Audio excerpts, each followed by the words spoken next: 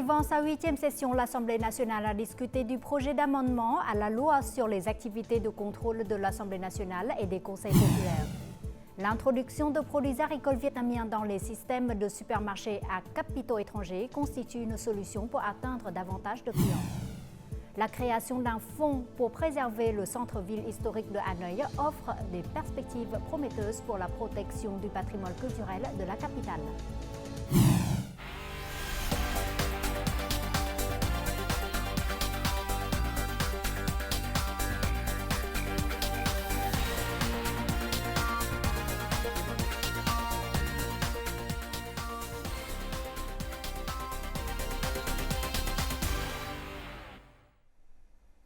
Mesdames et messieurs, bonjour, bienvenue au journal francophone.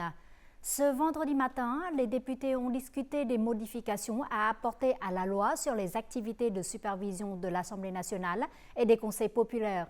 Plusieurs députés ont déclaré que l'autorité de l'Assemblée nationale a examiné les résultats de contrôle et qu'ils doivent rester inchangés. Ils ont également suggéré que les critères de sélection des sujets de contrôle soient clairement définis. Les députés ont ensuite adopté le projet d'amendement de la loi sur la géologie et les minéraux ainsi que la loi sur la prévention et la lutte contre les incendies, le secourisme et le sauvetage à un taux d'approbation élevé. Dans l'après-midi, l'Assemblée nationale a adopté l'amendement de la loi sur l'investissement public qui entrera en vigueur le 1er janvier 2025. Cette nouvelle loi comprend désormais 7 chapitres et 103 articles, réglementant la gestion par l'État et l'utilisation des investissements publics, ainsi que les droits, les obligations et les responsabilités des organisations et des individus liés aux activités d'investissement public. Dans le cadre d'une visite de travail en Finlande du 27 au 28 novembre, le vice-premier ministre Chun Hong-ha a rencontré le président du pays hôte, Alexander Stubb, et s'est entretenu avec son homologue finlandais, Riikka Purra. Les dirigeants finlandais ont affirmé que le Vietnam était un partenaire important de leur pays en Asie du Sud-Est. Le chef d'État finlandais a appelé à approfondir la coopération dans des secteurs tels que l'énergie, l'éducation, les technologies de l'information et l'environnement. Le vice-premier ministre Chun Hong-ha a quant à lui souligné le soutien précieux de la Finlande aux efforts du Vietnam pour développer une économie verte, durable et circulaire. Il a par ailleurs réaffirmé le soutien du Vietnam aux efforts de la Finlande pour renforcer ses liens avec l'ASEAN. Les deux parties ont été unanimes sur l'importance du multilatéralisme, du respect du droit international et de la résolution pacifique des conflits. Au cours des 10 derniers mois, le chiffre d'affaires des exportations de textiles et d'habillement a atteint plus de 36 milliards de dollars, soit une augmentation de plus de 9,8% par rapport à la même période de l'an dernier. Ce secteur vise un objectif annuel de plus de 44 milliards de dollars pour 2024. C'est l'une des industries possédant le chiffre d'affaires à l'exportation le plus élevé du pays.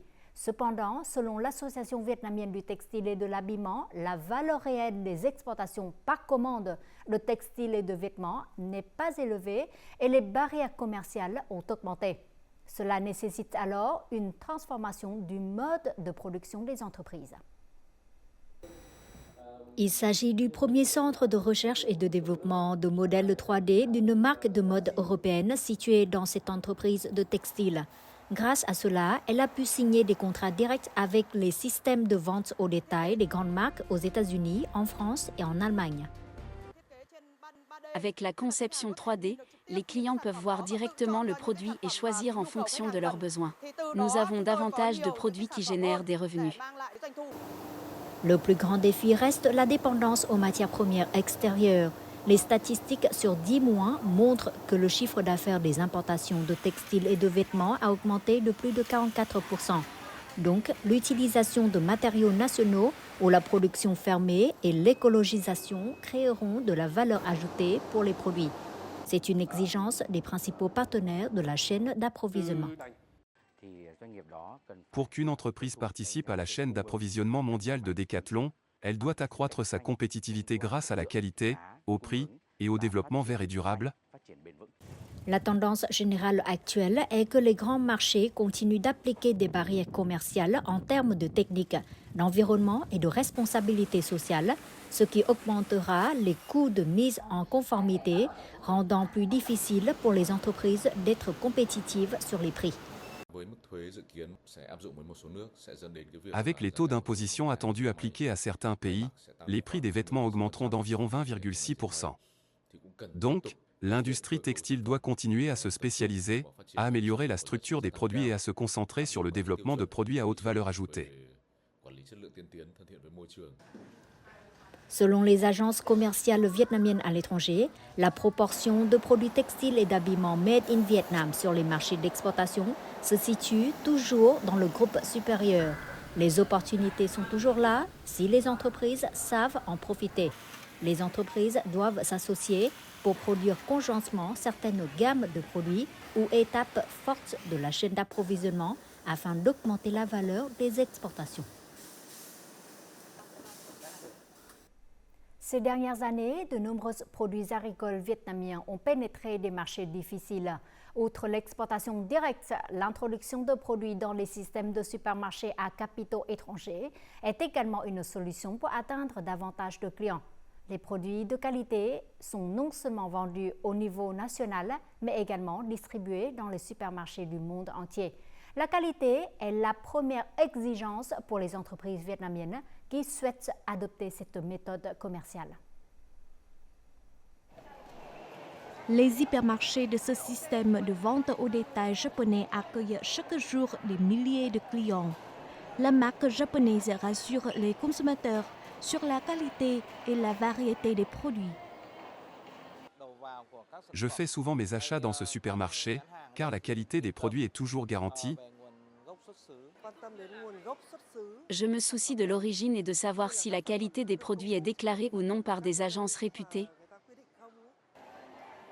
Il n'est pas facile pour les produits vietnamiens d'entrer dans les systèmes de vente au détail étrangers. Les coopératives et les entreprises doivent respecter les normes techniques internationales, disposer de dossiers complets d'autodéclaration, de tests de produits et d'une traçabilité claire. Certains produits frais doivent même appliquer une technologie de pointe pour garantir la sécurité alimentaire. Nous avons procédé à des ajustements à toutes les étapes. Nous avons importé des machines de nettoyage à l'ozone du Japon pour répondre aux normes d'entrée dans les hypermarchés. Actuellement, bon nombre des plus grandes entreprises et supermarchés du monde promeuvent la diversification de l'approvisionnement. Le Vietnam est devenu une destination stratégique pour l'achat de produits agricoles. La connexion de la chaîne d'approvisionnement et la coopération technologique et technique avec les pays importateurs sont mises en œuvre afin que les normes de qualité du Vietnam puissent se rapprocher avec les normes mondiales. Nous cherchons à correspondre aux normes de production japonaises et vietnamiennes, le JGAP et VIAGAP. Nous accompagnerons les agriculteurs et les entreprises pour créer des liens plus solides dans la chaîne de valeur. Le Vietnam possède de riches sources de matières premières agricoles et est capable de fournir des marchandises au monde. Cependant, les entreprises vietnamiennes doivent améliorer leur capacité de service, leur marque et investir dans la technologie de transformation et la logistique pour apporter une plus grande valeur à leurs produits agricoles. Le ministère de l'Information et de la Communication a annoncé que près de 15 000 conteneurs illicites ont été supprimés des plateformes de médias sociaux l'année dernière. Ce résultat a été présenté lors d'une récente conférence à Hanoï sur le développement dans les domaines de technologie de l'information. Facebook a enregistré le plus grand nombre de violations avec environ 9 000 publications supprimées, soit 94% du total, suivi de TikTok avec plus de 6 000 cas et YouTube avec 970 cas. Pour traiter efficacement ces problèmes, le Vietnam a créé 20 centres régionaux dédiés à la lutte contre les fausses nouvelles et les contenus préjudiciables sur les médias sociaux. Notre journal continue avec les taux de change et l'indice de la bourse du Vietnam.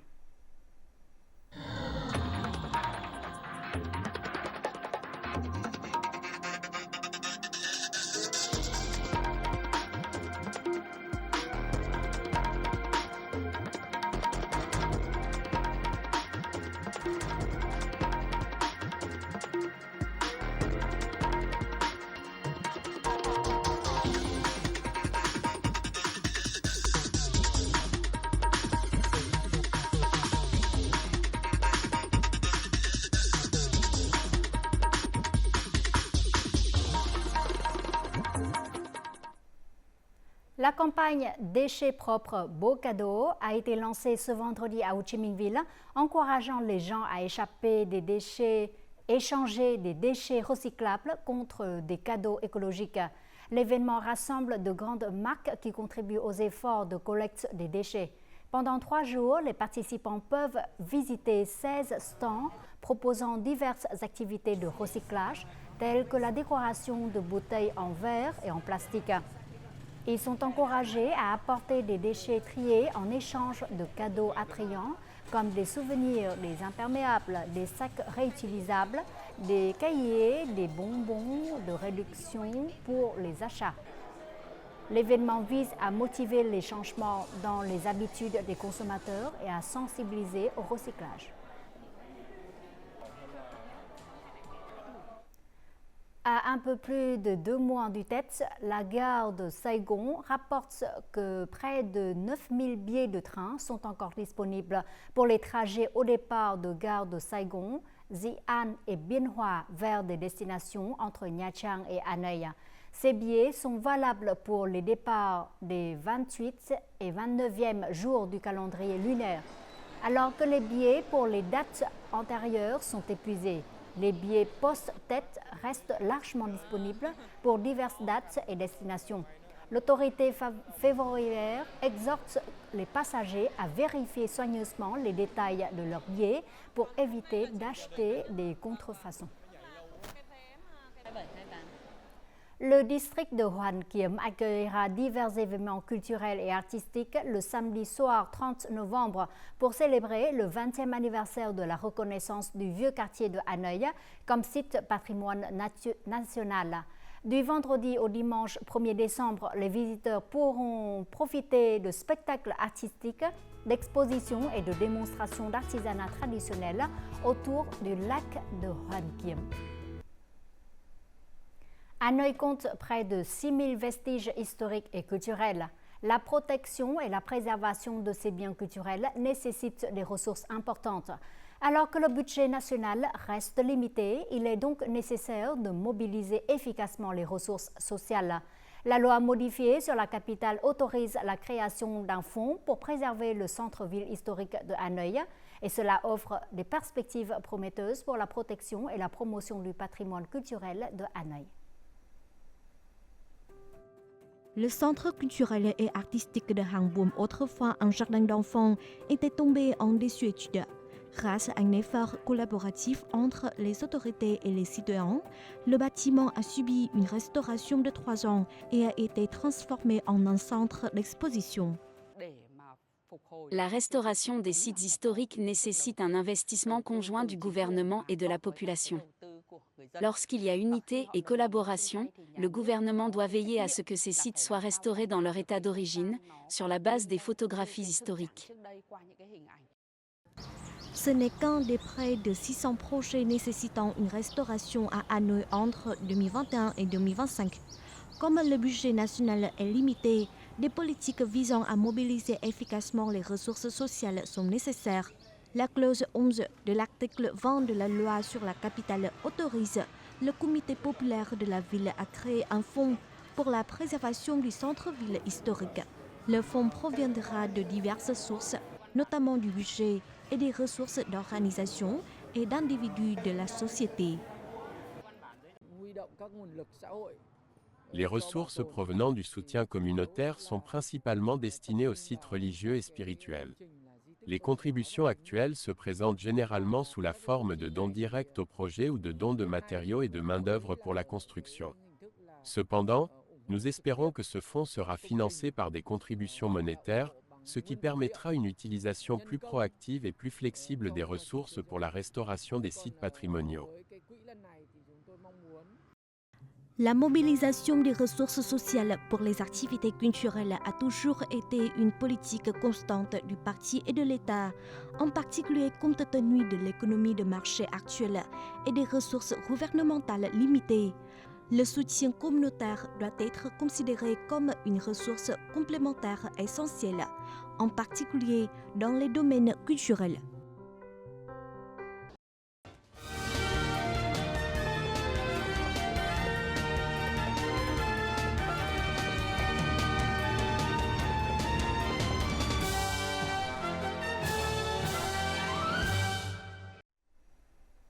Notre journal continue avec un condensé des faits marquants de la semaine écoulée. Le 13e comité central du Parti communiste du Vietnam a convoqué une réunion à Hanoï lundi 25 novembre sous la présidence du secrétaire général du parti To Lam. Le leader du PCV a déclaré qu'à la suite de la 10e réunion du comité central, le bureau politique et le secrétariat se sont concentrés sur deux priorités: accélérer les percées pour atteindre et dépasser les objectifs de 2024-2025 et assurer une préparation minutieuse pour l'organisation réussie du 14e congrès du parti. Le bureau politique a examiné et finalisé les documents importants du congrès avec un résumé qui sera diffusé pour commentaire début décembre. Le président de la République Lương Cường a reçu le roi du Cambodge, Norodom Sihamoni, en visite d'État au Vietnam les 28 et 29 novembre. Cette 4e visite du roi Norodom Sihamoni au Vietnam depuis son couronnement, il y a 20 ans, témoigne de l'amitié chaleureuse, de la solidarité et des liens étroits entre le roi Norodom Sihamoni, les dirigeants et le peuple du Cambodge avec les dirigeants et le peuple du Vietnam.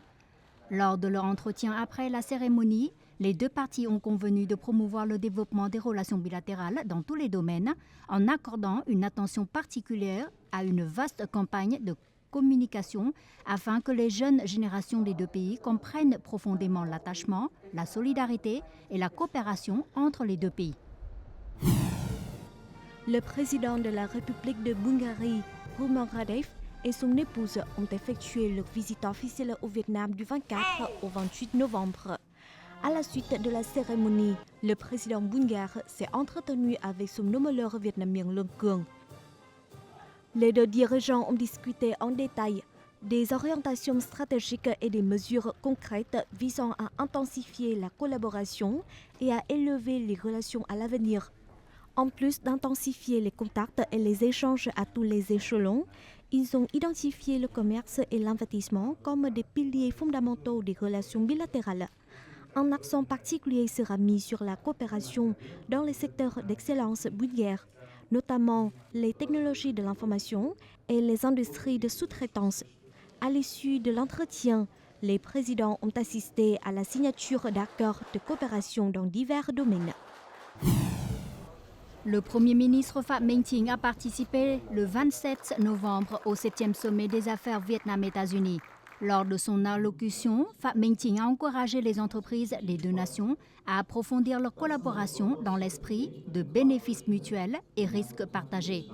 Le chef du gouvernement a également affirmé que le Vietnam mettait en œuvre 6 tâches clés et 3 avancées stratégiques pour assurer la prospérité du pays dans cette nouvelle ère. Il a appelé les investisseurs américains à participer aux grands projets d'infrastructure au Vietnam, tout en appelant les États-Unis à reconnaître rapidement le statut d'économie de marché du Vietnam.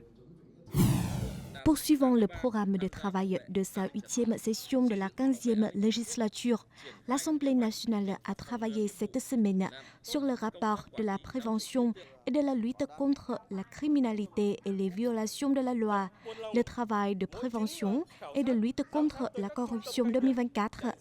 Les députés ont discuté de nombreux projets de loi et résolutions, tels que le projet de résolution sur la réduction de la taxe sur la valeur ajoutée et le projet de loi sur l'impôt sur les sociétés modifiées. À cette occasion, l'inspecteur général du gouvernement a présenté un rapport sur le travail anticorruption en 2024. Les députés se sont également mis d'accord sur la proposition du gouvernement de continuer à réduire la taxe sur la valeur ajoutée de 2% au cours des 6 premiers mois de 2025.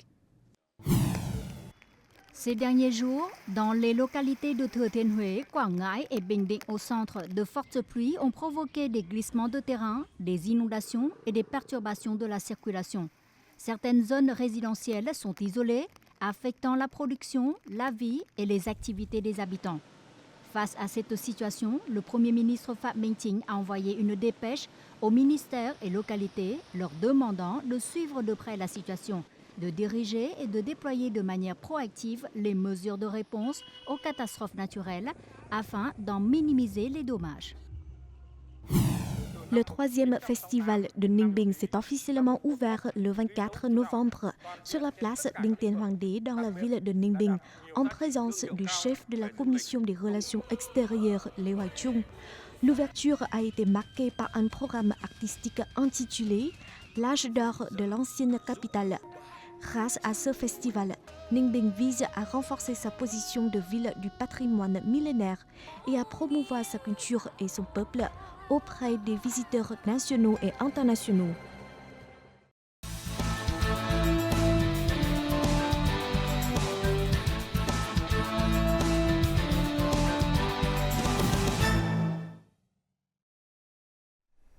Hanoï occupe une place particulière dans le cœur de nombreux amis internationaux. Beaucoup d'entre eux se sont attachés à Hanoï et ont contribué au développement de la ville. La musique est le fil qui relie l'artiste chinoise Claire Mochanchuan à son mari, le chef d'orchestre Đồng Quang Vinh, puis à sa ville natale, Hanoï. C'est ici qu'ils ont réalisé ensemble leur rêve de donner une nouvelle vie aux instruments de musique traditionnelle. Des instruments de musique traditionnelle du Vietnam, un orchestre qui interprète des mélodies de chansons folkloriques vietnamiennes ou des pièces classiques étrangères sur la scène nationale ou internationale. Ces images peuvent enflammer la fierté dans le cœur de tous les Vietnamiens lorsque l'instrument de musique traditionnelle est honoré non seulement de manière traditionnelle, mais aussi de manière créative. L'orchestre La Nouvelle Vitalité est l'enfant spirituel du chef d'orchestre Đồng Quang Vinh et de sa femme Claire Mochanchuan. Ils se sont rencontrés au Conservatoire de musique de Shanghai, où tous deux étaient étudiants. Après leur mariage, le couple a décidé de retourner à Hanoï, la ville natale de Đồng Quang Vinh. En 2014, ils ont créé l'orchestre d'instruments traditionnels La Nouvelle Vitalité, qui n'a jamais cessé de se développer jusqu'aujourd'hui. Ensuite, le couple a cofondé une chorale internationale, Les Voix de Hanoï, dont les membres sont pour la plupart des étrangers vivant et travaillant au Vietnam, partageant le même désir de diffuser l'inspiration de vie à travers la musique. Depuis 18 ans, Claire et son compagnon ont donné d'innombrables performances impressionnantes, valorisant les instruments de musique traditionnelle du Vietnam.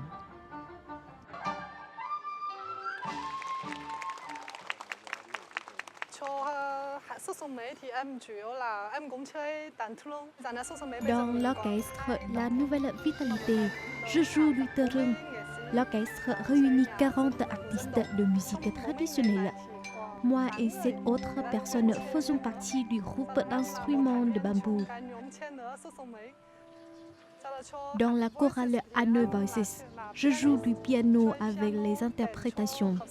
À part cela, je m'occupe de toutes les activités de l'orchestre et de la chorale, de concerts avec mon mari. Au début, quand je suis venue à Hanoï pour la première fois, j'ai voulu travailler comme professeur de musique dans une école internationale. À l'époque, je ne parlais pas vietnamien, mais petit à petit, je me suis intéressée à la vie au Vietnam. Je suis heureuse que la chorale et l'orchestre soient de plus en plus connus et appréciés. Ma carrière en tant qu'artiste a aussi connu beaucoup de progrès. C'est le résultat des efforts de mon mari et moi. Je veux remercier à tous les gens qui nous ont fait confiance.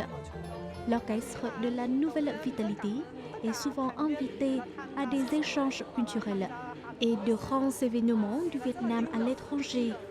Ce sont des occasions précieuses pour le développement de la musique traditionnelle du Vietnam. Le public vietnamien est aussi très amiable.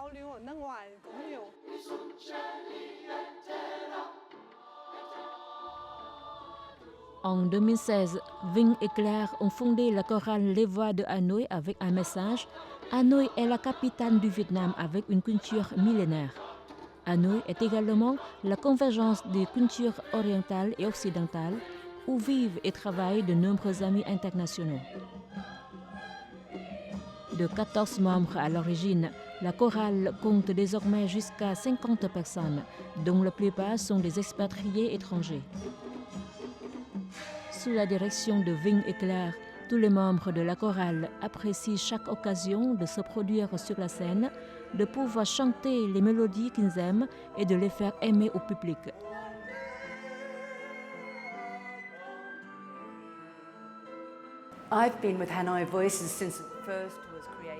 Je participe à la chorale depuis sa création. Cela fait maintenant 11 ans. Vinh et Claire sont vraiment professionnels, talentueux et dévoués.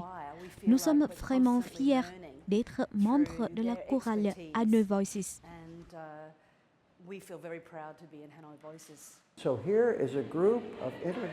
Nous venons de différents pays, chantons en différentes langues et honorons les traditions culturelles de différents pays. Et c'était comme si le monde entier était réuni à Hanoï. C'est vraiment merveilleux.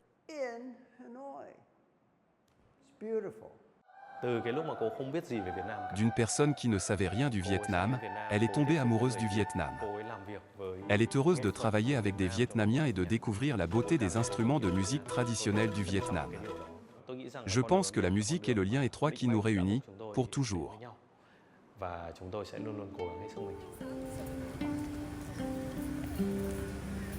Après avoir passé près de 20 ans à Hanoï, Claire la considère véritablement comme sa deuxième patrie et contribue à embellir la ville à sa manière.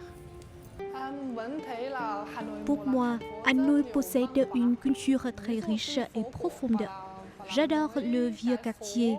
Chaque rue raconte sa propre histoire. J'aime aussi les plats de Hanoï. Je cuisine souvent à la maison pour mon mari et mes enfants. De temps en temps, j'ai l'impression que je suis plus une femme plutôt vietnamienne que chinoise. Hanoï est devenue ma deuxième terre natale. En fin du journal, voyons tout de suite les prévisions météo pour demain.